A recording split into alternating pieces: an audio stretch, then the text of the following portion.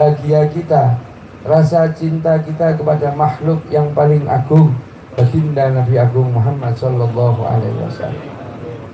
Salawat serta salam semoga selalu tercurah kepada junjungan kita baginda Nabi Agung Muhammad Sallallahu Alaihi Wasallam beserta seluruh keluarga beliau, sahabat beliau, para pengikut beliau, termasuk kita semuanya ila yaumil qiyamah insyaallah. Allahumma amin.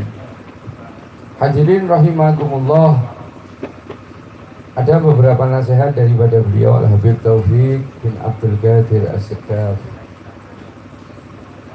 Ketika beliau menyampaikan nasihat-nasihat di acara maulid, yang pertama beliau mengatakan ketika kita duduk di majelis maulid semacam ini, yang harus kita lakukan adalah menjaga adab.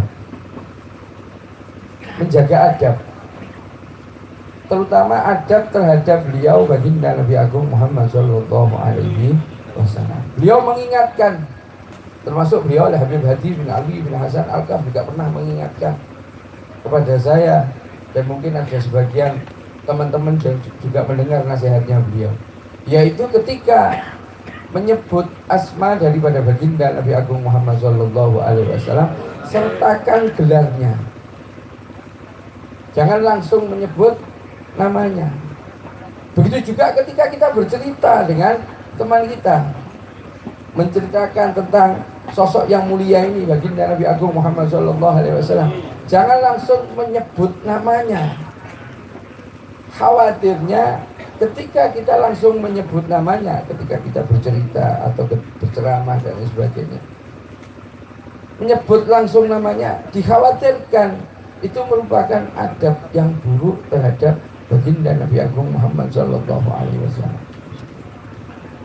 Jadi saya juga mengingatkan pribadi saya, karena saya lebih sering pegang mic ini. Besok gimana besok?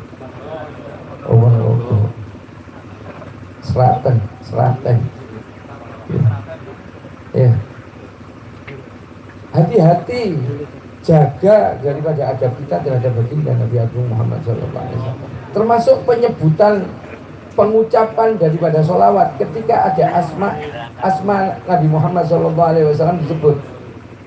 Karena ada warning, ada peringatan yang disampaikan oleh yang mulia baginda Nabi Agung Muhammad Sallallahu Alaihi Wasallam, yang diriwayatkan oleh istri beliau Sayyidatuna Aisyah radhiyallahu taala anha.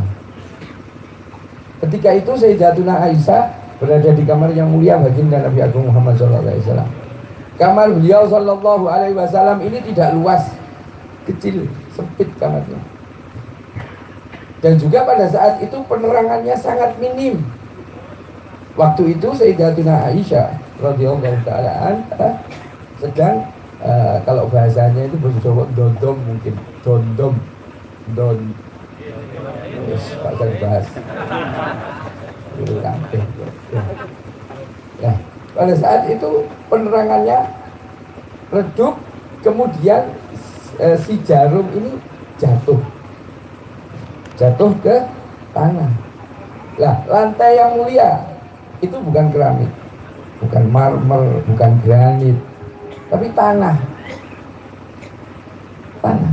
Kemudian Sayyidatuna Aisyah ini mencari, meraba-raba daripada jarum ini lagi. Ternyata tidak ketemu. Pada saat itu baginda Nabi Agung Muhammad Sallallahu Alaihi Wasallam itu masuk. Dan ketika yang mulia baginda Nabi Agung Muhammad Sallallahu Alaihi Wasallam masuk di ruangan tersebut, di kamar yang mulia baginda Nabi Agung Muhammad SAW, semuanya menjadi terang. Bahkan jarum yang tidak terlihat awalnya menjadi terlihat. Bisa bayangkan ya? Bisa bayangkan. Jangan Anda ingkari hal ini tuh. Jangan pakai logika loh ya. Mosok. Ya, wajahnya Rasulullah terangnya kayak lampu ya. Kan tadi diteriakan tidak kelihatan. Ketika Rasul Muhammad SAW masuk di kamar tersebut, semuanya terang, dan jarum yang jatuh itu terlihat oleh Sayyidatuna Aisyah radhiyallahu taala anha. Berarti wajahnya yang mulia ini mencorong, betul-betul mencorong.